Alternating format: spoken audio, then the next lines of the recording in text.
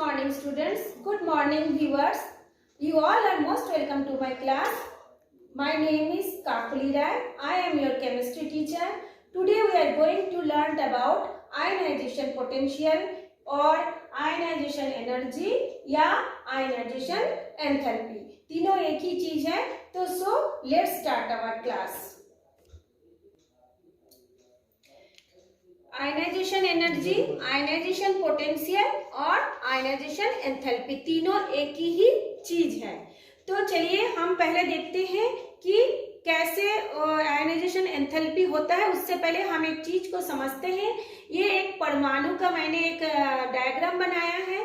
परमाणु के बीच में नाभिक होती है और नाभिक के चारों ओर क्या होता है, कोश होता है, जिसको कहा जाता है KLMN या फिर इसको 1, 2, 3, 4 से भी बताया जाता है। और नाभिक और कोश के बीच में भी कुछ इलेक्ट्रॉनों को पाए जाने की संभावना होती है, पॉसिबिलिटी होती है, जिसे कहा जाता है कक्षक, जिसका नाम है S, P, D और F। अच्छा, अब हम देखते हैं इसका पॉजिटिव होता है, नाभिक के बीच में पॉजिटिव चार्ज होती है और ये जो इलेक्ट्रॉन है चारों तरफ आप लोग देख रहे हैं, ये जो इलेक्ट्रॉन है उस पर हमेशा नेगेटिव चार्ज होती है। और ये पॉजिटिव चार्ज और ये इलेक्ट्रॉनों का नेगेटिव चार्ज हमेशा एक दूसरे को अट्रैक्शन करते हैं, जिसके कारण इनके बीच में एक बंध बन जाता है, एक बॉन्ड बन जाता है। ठीक, अब हमको पढ़ना है आयनाइजेशन एनर्जी यानी ऊर्जा। ऊर्जा मतलब ये जो दोनों के बीच में जो बंधन है, ये धनायन और ऋणायनों के बीच में जो बंधन है, उस बंधन को तोड़ करके एक इलेक्ट्रॉनों को बाहर निकलना पड़ता है। तो फिर हम उसका डेफिनेशन कैसे देंगे? किसी भी परमाणु की बाह्यतम कोश, देखिए ये हो गया इसका बाहर वाला कोश, हो गया बाह्यतम कोश। किसी भी परमाणु के बाह्यतम कोश में से एक इलेक्ट्रॉनों को बाहर निकालने के लिए जितनी ऊर्जा की जरूरत होती है उसी को कहा जाता है आयनाइजेशन एनर्जी। अब आप बोलेंगे तो इसमें आयन तो हमेशा धनायन या ऋणायन होती है, तो इसमें ये आयन शब्द कहाँ से जुड़ा? इसलिए जुड़ा क्योंकि ये अब एक क्या है, परमाणु है, तत्व का एक परमाणु है। जैसे इसमें से एक इलेक्ट्रॉन, दो इलेक्ट्रॉन निकल जाएगा तो क्या हो जाएगा, आयन बन जाएगा, धनायन ऋणायन, अगर ले लेगा तो ऋणायन और निकल जाएगा तो धनायन, तो ये धनायन बनेगा, है ना, जिस कारण इसका नाम दिया गया है आयनाइजेशन एनर्जी या आयनाइजेशन पोटेंशियल या फिर आयनाइजेशन एंथैल्पी। ठीक, अब हम लोग आयनाइजेशन एंथैल्पी क्या है उसको थोड़ा सा और डिटेल्स में पढ़ते हैं। जैसे आयनाइजेशन एंथैल्पी को H से डिनोट करते हैं, है ना, तो एंथैल्पी H, तो और जब इस एंथैल्पी में परिवर्तन होगा उसको हम बोलेंगे डेल्टा H। क्यों डेल्टा H? क्योंकि उसमें जो परिवर्तन होता है बहुत कम परिवर्तन होता है, ना के बराबर, इसलिए इसमें हम बोलते हैं डेल्टा H। अब हम लोग देखते हैं ये आयनाइजेशन एंथैल्पी क्या है। तीनों एक ही चीज है, लेकिन फिर भी थोड़ा बहुत अंतर है। क्या है मैं आपको बता रही हूँ। मान लीजिए ये एक मेटल है ना, हम इसको एलिमेंट नहीं बोलेंगे, मेटल बोलेंगे, क्योंकि मेटल में से ही इलेक्ट्रॉन को हमको बाहर निकालेंगे, है ना। तो ये एक मेटल है, मेटल में से देखिए माइनस करके E⁻⁻ लिखी हो, ये वाला माइनस जो है ये इलेक्ट्रॉनों का चार्ज है। इलेक्ट्रॉन हमेशा ऋणात्मक आवेश होता है, नेगेटिव चार्ज होता है। तो ये मेटल में से एक इलेक्ट्रॉन निकल गया तो इस पर क्या हो गया, 1 पॉजिटिव चार्ज हो गया। फिर इसमें से भी ये 1 पॉजिटिव वाले मेटल से भी एक इलेक्ट्रॉन निकल गया तो इस मेटल पर 2 पॉजिटिव चार्ज आ गया। फिर इस 2 पॉजिटिव वाले मेटल में से एक इलेक्ट्रॉन और निकल गया तो इसको मेटल पर 3 पॉजिटिव चार्ज आ गया। तो पहले जिसमें 1 पॉजिटिव चार्ज होगा उसको हम बोलेंगे फर्स्ट आयनाइजेशन एनर्जी यानी प्रथम आयनन ऊर्जा। सेकंड को हम बोलेंगे द्वितीय आयनाइजेशन एनर्जी या फिर द्वितीय आयनन ऊर्जा, और थर्ड को हम बोलेंगे तृतीय आयनन ऊर्जा। ये हो गया हमारा आयनाइजेशन एंथैल्पी। अब हम लोगों को पढ़ना है इसका फैक्टर, माने ये आयनाइजेशन एनर्जी या आयनाइजेशन एंथैल्पी कितना होगा, उसका मान को हमको निकालना है ना। तो उसको कितना वैल्यू होगा या कितने आयनाइजेशन एनर्जी होगी वो अलग अलग कंडीशन पे अलग अलग होता है, यानी उसका कंडीशन कुछ कुछ फैक्टर के ऊपर डिपेंड करेगा। तो चलिए हम देखते हैं कौन कौन से फैक्टर के ऊपर ये आयनाइजेशन एनर्जी का वैल्यू कितना कितना होगा। तो फर्स्ट फैक्टर हो गया आपका साइज ऑफ एटम, परमाणु का आकार के ऊपर, है ना, परमाणु का आकार या उसकी जो आयन है उसके ऊपर। ठीक, तो परमाणु का आकार यदि बढ़ेगा, जैसे जैसे परमाणु का आकार बढ़ते जाएगा तो बढ़ने के साथ साथ उसके आयनाइजेशन एनर्जी का मान कम होगा। कैसे कम होगा मैं आपको समझा रही हूँ। देखिए ये है एक परमाणु, ये है इसका नाभिक, ठीक है। तो जैसे जैसे इसका आकार बढ़ेगा, अगर छोटा होगा, जैसे ये देखिए मैंने लिखा है ये लिथियम, है ना, तो छोटा है, लेकिन सोडियम में देखिए ये क्या हो गया, उसकी लिथियम छोटा कैसे है, क्योंकि उसमें इलेक्ट्रॉनों की संख्या कितना है 3, 1s2 2s1, यानी इसमें सिर्फ 2 ही ऑर्बिटल बना, 2 ही इसका कोश है ना। लेकिन सोडियम में कितना हो गया 1 2 3 4, 1s2 2s2 2p6 3s1, इसमें 4 कोश बढ़ गया। तो जैसे जैसे उसका इलेक्ट्रॉनों की संख्या बढ़ेगा वैसे उसे उसका कोश भी बढ़ेगा। अब सवाल होता है इलेक्ट्रॉनों को बढ़ने से कोश की बढ़ने का क्या रिलेशन है। क्योंकि रिलेशन है, क्योंकि हम जानते हैं एक निश्चित कोश में एक नंबर ऑफ इलेक्ट्रॉन निश्चित संख्या में उपस्थित होते हैं। जैसे हम लोग पढ़े थे के एल एम एन, के में कितना रहता है 2 8 18 32 ऐसे होता है। इसी तरह से हमने एस पी डी एफ में देखे हैं, एस में 2, पी में 6, डी में 10 और एफ में 14, है ना। तो हम लोग एक एक निश्चित जो कोश या जो कक्षक होगा उसमें इलेक्ट्रॉनों की संख्या भी निश्चित होगी, है ना। ये नहीं कि किसी भी कोश में सारे इलेक्ट्रॉन आके आपस में जुड़ जाए, ऐसा नहीं। तो जब एक एस उपकक्ष में 2 इलेक्ट्रॉनों से ज्यादा नहीं रहता है तो ऑटोमेटिक इलेक्ट्रॉन कहाँ पे जाएगा पी में, पी में 6 से अधिक नहीं हो सकता तो कहाँ पे जाएगा डी में जाएगा। ऐसे करके उसका आकार बढ़ता है। तो जब आकार बढ़ेगा तो ये नाभिक में जो धनावेश है और इलेक्ट्रॉन उसके बाह्यतम कोश में जो इलेक्ट्रॉनों का ऋणावेश है उनके बीच में आकर्षण कम हो जाता है। कम होने के कारण उनके आकर्षण बल कम होने के कारण उनको हम लोग आसानी से कम ऊर्जा दे करके उस इलेक्ट्रॉनों को बाहर निकाल सकते हैं। इसलिए कहा गया है कि परमाणु का आकार बढ़ने से आयनन ऊर्जा का मान घट जाता है, कम हो जाता है। ठीक, अब हम लोग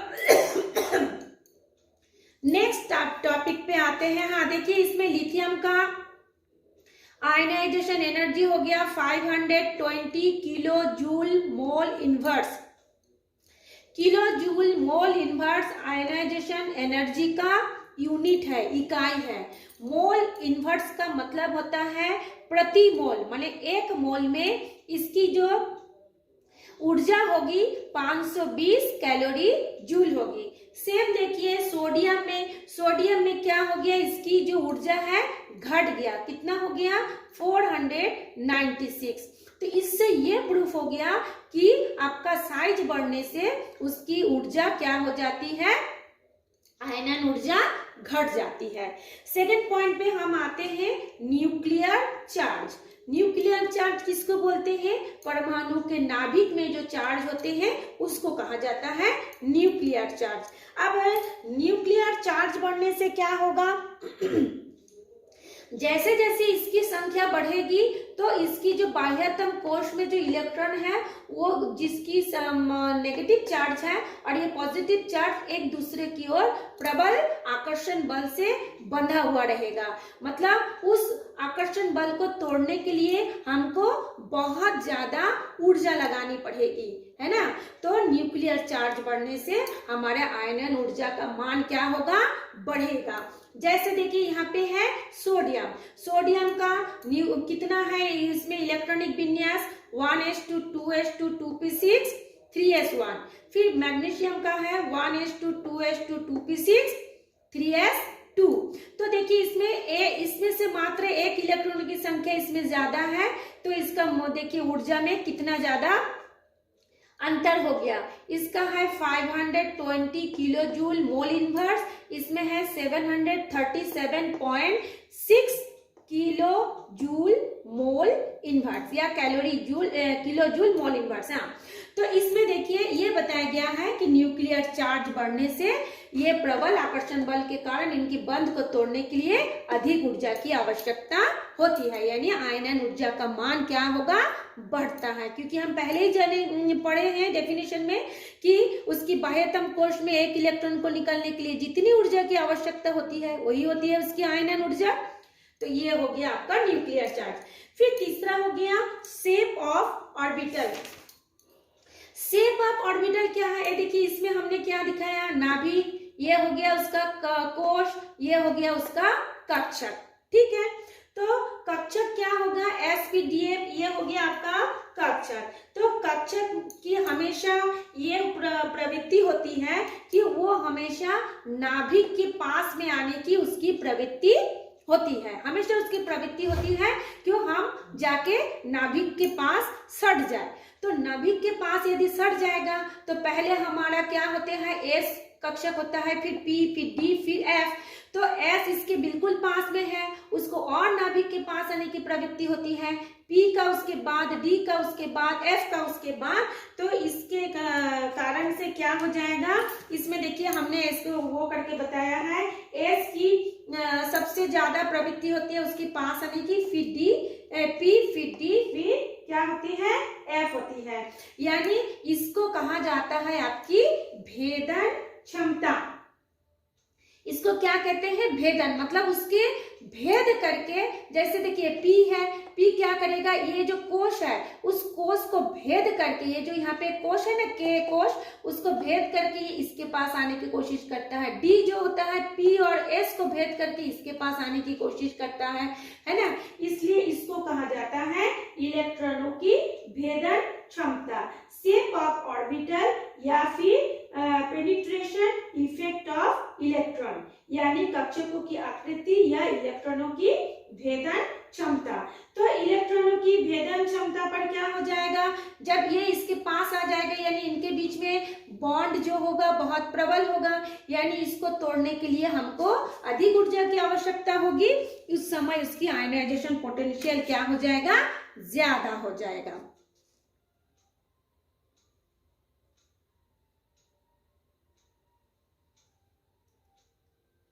ठीक, अच्छा, फोर्थ पॉइंट है हमारा शिल्डिंग इफेक्ट। शिल्डिंग, ये आप लोगों को समझ में आ गया, इसी के जुड़ा हुआ है शिल्डिंग इफेक्ट। अब शिल्डिंग इफेक्ट क्या है, देखिए शिल्डिंग इफेक्ट को मैं ये बता रही हूँ, ये नाभिक है, ये धनावेश है, ये क्या है, इलेक्ट्रॉन ऋणावेश है।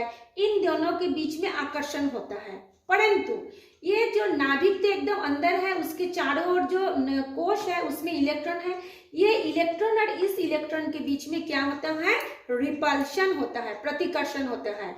फिर से मैं बता रही हूँ, ये नाभिक और इलेक्ट्रॉनों के बीच में आकर्षण जरूर होता है, लेकिन इलेक्ट्रॉन और इलेक्ट्रॉनों के बीच में भी क्या होता है, प्रतिकर्षण होता है। तो भीतरी कोश के इलेक्ट्रॉन और बाह्य कोश के इलेक्ट्रॉनों को क्या करते हैं, एक दूसरे को प्रतिकर्षित करते हैं। ये वाला ये कोश के इलेक्ट्रॉन और ये कोश के इलेक्ट्रॉन एक दूसरे को क्या करते हैं, प्रतिकर्षित करते हैं, और तथा इस पर लगने वाले जो नाभिकीय आकर्षण के विरुद्ध काम करता है। ये इस पर जो लगने वाला जो बल होगा ये नाभिकीय आकर्षण के विरुद्ध, जैसे ये इसको क्या कर रहा है, आकर्षण, उसके विरुद्ध क्या करता है, कार्य करता है। इसे कहते हैं स्क्रीनिंग इफेक्ट, यानी परिरक्षण प्रभाव। तो क्या बोलेंगे हम लोग, भीतरी कोश के इलेक्ट्रॉनों का बाह्य कोश के इलेक्ट्रॉनों पर परिरक्षण प्रभाव फिर दो कारकों पर निर्भर करता है। पहला हो गया भीतरी कोश में इलेक्ट्रॉनों की संख्या कितना है, और दूसरा हो गया भीतरी कोश के परमाणु कक्षक का प्रकार जिसमें इलेक्ट्रॉन उपलब्ध हो। तो ये भीतरी कोश है, मान लीजिए ये जितना सारा है वो भीतरी कोश है, उसमें कितनी इलेक्ट्रॉनों की संख्या है उस पर भी वो निर्भर करेगा। और किस पर निर्भर करेगा, ये जो कक्षक है, कक्षक के प्रकार जिसमें इलेक्ट्रॉन उपलब्ध है। अगर वो एस कक्षक है उसमें सिर्फ 2 ही इलेक्ट्रॉन होगा, पी कक्षक है उसमें 6 होगा, इसमें 10 होगा और इसमें 14 होगा।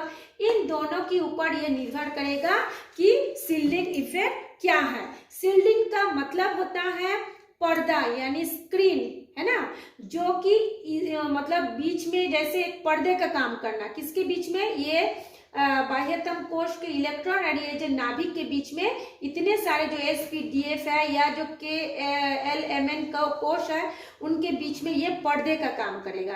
तो पर्दे का काम करेगा तो इसका आकर्षण कम हो जाएगा, आकर्षण कम करने के कारण उसका आयनन ऊर्जा का वैल्यू कम हो जाएगा। क्यों, क्योंकि आकर्षण कम होने के कारण हम लोग आसानी से उसके बाह्यतम कोश में से इलेक्ट्रॉनों को बाहर निकाल सकते हैं। फिफ्थ पॉइंट हो गया आपका symmetry of the electronic configuration. Symmetry of the electronic configuration क्या है, जैसे कि हम लोग हुर्न्स रूल में पढ़े थे। हुर्न्स रूल में क्या पढ़े थे, जो कि आधे भरे हुए होते हैं। जैसे मान लीजिए हम लोग जानते हैं पी में कितना होता है, 3 होता है सब सेल, एक एक सब सेल में कितना रहता है, 2-2 रहता है, ऐसे 2-2 रहता है ना, एक एक सब सेल में 2-2 भरा रहता है। तो हम लोग जानते हैं ये जो कक्षक होते हैं यदि वो पूरे भरे हुए हो या फिर आधा भरे हुए हो तो वो बहुत ज्यादा स्थायी होता है। जैसे मान लीजिए पी में 6 है तो वो बहुत अधिक स्थायी, यदि 6 ना हो के यदि 3 ही इलेक्ट्रॉन हो, मान लीजिए सब कक्षक में px, py और pz में एक एक करके 3 इलेक्ट्रॉन है तो भी वो आधा भरा हुआ तो भी वो क्या होता है, स्थायी होता है। तो जब वो स्थायी अवस्था में होगा तो उसमें से इलेक्ट्रॉन निकालना क्या हो जाएगा, बहुत कठिन हो जाएगा। देखिए हमने लिखा है नाइट्रोजन 7, उसका इलेक्ट्रॉनिक विन्यास क्या है, 1s2 2s2 2p3। इसमें देखिए p क्या है, आधा भरा हुआ है, px, py और pz में एक एक इलेक्ट्रॉन है और वो हाफ फिल्ड है। तो उसका एनर्जी कितना है, 14.5, क्योंकि वो स्थायी हो गया, इसमें ज्यादा एनर्जी लगा। कंपेयर टू यदि हम लोग ऑक्सीजन में देखते हैं, ऑक्सीजन का इलेक्ट्रॉनिक कॉन्फ़िगरेशन होता है 1s2 2s2 2p4। इसमें इलेक्ट्रॉनों की p में इलेक्ट्रॉनों की संख्या कितना है, 4 है। तो देखिए हम लोग इसको बता रहे हैं कैसे लिखना है आपको, ये 1 2, पहले 1 2 3 और ये हो गया 4। तो इसको यदि हम P को देखें तो ना ही ये पूरा भरा है, फुलफिल है, ना ही वो हाफ फिल्ड है, ना ही वो पूरा भरा है, ना ही वो आधा भरा है, जिसके कारण ये क्या होता है, स्थायी नहीं बन पाया, इसकी ऊर्जा कम हो गई।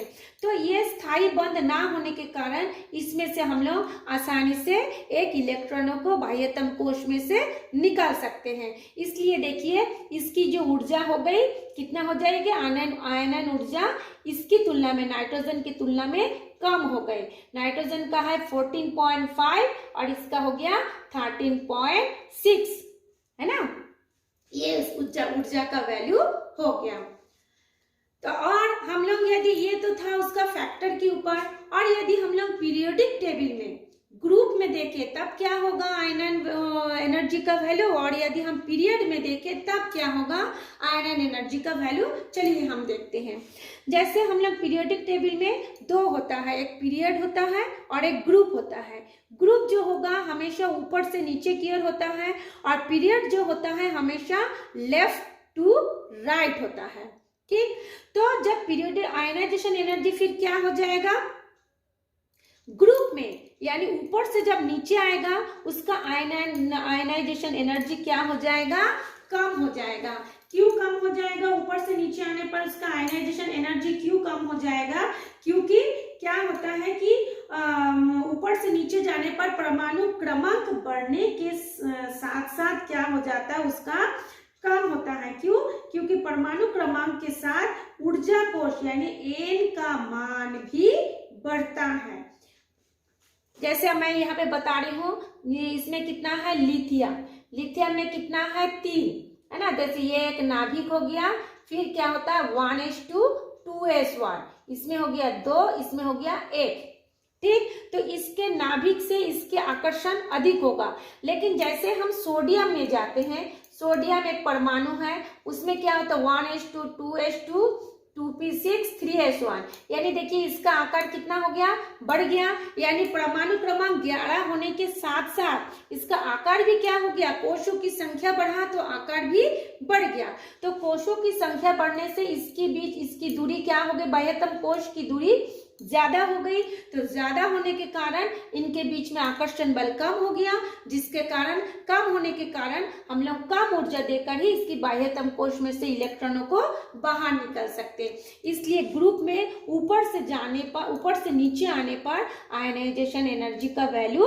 क्या हो जाता है, कम हो जाता है। लेकिन यदि हम पीरियड में यानी लेफ्ट टू राइट जाते हैं पीरियोडिक टेबल में, तो आयनाइजेशन एनर्जी क्या होता है, बढ़ता है। कैसे बढ़ता है आयनाइजेशन एनर्जी का वैल्यू उस समय कैसे बढ़ जाएगा?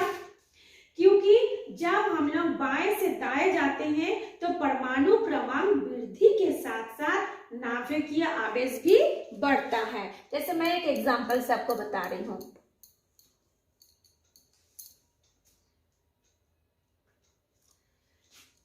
सोडियम का मान लेते हैं हम लोग, क्या बोलते हैं, सोडियम है, फिर क्या हो गया मैग्नीशियम है ना। तो सोडियम में कितना होता है 11, मैग्नीशियम में कितना होता है 12। तो जैसे जैसे हम जैसे सोडियम से मैग्नीशियम की ओर जाएंगे, लेफ्ट टू राइट जाएंगे, तो इसके इलेक्ट्रॉनों की संख्या क्या होता है, बढ़ रहा है, परमाणु क्रमांक बढ़ रहा है, साथ में उसकी कक्षक भी बढ़ रहा है। लेकिन जब उसकी संख्या बढ़ रहा है, प्रोटॉन की संख्या 12 क्या है, प्रोटॉन की संख्या यानी नाभिक का संख्या। तो नाभिक में ये जो पॉजिटिव चार्ज है उसकी संख्या कितना हो गई, 12 हो गई, है ना। तो 12 होने के बाद ये भी बढ़ा जरूर, लेकिन इसके इलेक्ट्रॉन जो है और इसके बीच में जो पॉजिटिव संख्या बढ़ने के कारण इनके बीच में आकर्षण क्या हो गया, अधिक हो गया। तो आकर्षण अधिक होने के कारण इसके बीच के आकर्षण बल को तोड़ने के लिए अधिक हमको ऊर्जा देना पड़ेगा। इसलिए पीरियड में लेफ्ट टू राइट जाने पर उसकी आयनाइजेशन एनर्जी क्या होता है, इंक्रीज होता है। ठीक, तो ये था आज हमारा आयनाइजेशन एनर्जी या आयनाइजेशन पोटेंशियल या आयनाइजेशन एंथैल्पी। इसको आप लोग देखिए थोड़ा सा, इसको आप लोग देखिए, समझिए, पढ़िए, और समझ में आ गया हो तो लाइक कीजिए, और जो अभी पहली बार इस चैनल को देख रहे हैं वो इसे सब्सक्राइब कर ले, ताकि आपको आपकी सब्जेक्ट से रिलेटेड, सिलेबस से रिलेटेड जितनी भी वीडियो है वो आपको घर बैठे ही मिल जाए और आप ऑनलाइन अपना पढ़ाई कंप्लीट कर सकें।